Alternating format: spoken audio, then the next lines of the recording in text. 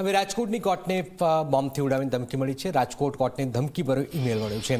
બોમ્બની ધમકી મળતા જ પોલીસ એક્શનમાં છે।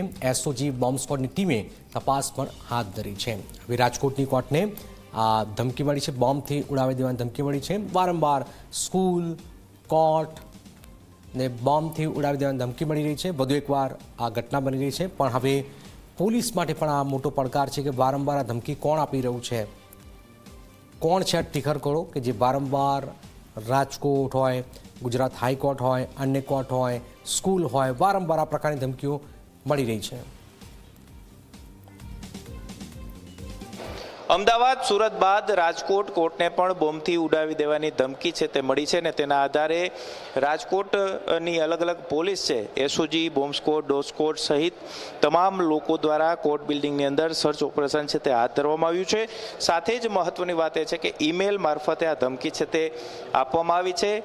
જે રીતના આ ધમકી છે તે સતત આ પ્રકારે 1 મહિનાની અંદર બીજી વખત મળી છે ને જે રીતના ધમકીઓ મળી રહી છે તેને લઈ અને સુરક્ષા બંદોબસ્ત છે તે રાખવો ખૂબ જ મહત્વનો માનવામાં આવતું હોય છે।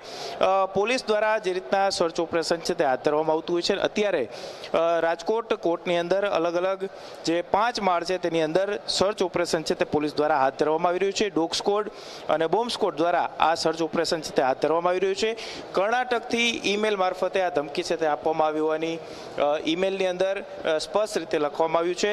સાથે જ મહત્વની વાત એ છે કે જે રીતના કોર્ટ પરિસરની અંદર મોટી સંખ્યામાં જ્યારે વકીલો સહિત જે અસીલો આવતા હોય છે ને ત્યારે તેની કોઈ જાનહાનને નુકસાન ન થાય અને આ પ્રકારની ધમકીઓ મળી રહી છે તેને લઈ અને સતત અલગ અલગ જે ચેમ્બર્સ છે તેની અંદર પણ ચેકિંગ છે તે અત્યારે ડોગ સ્ક્વોડ દ્વારા હાથ ધરવામાં આવી રહ્યું છે।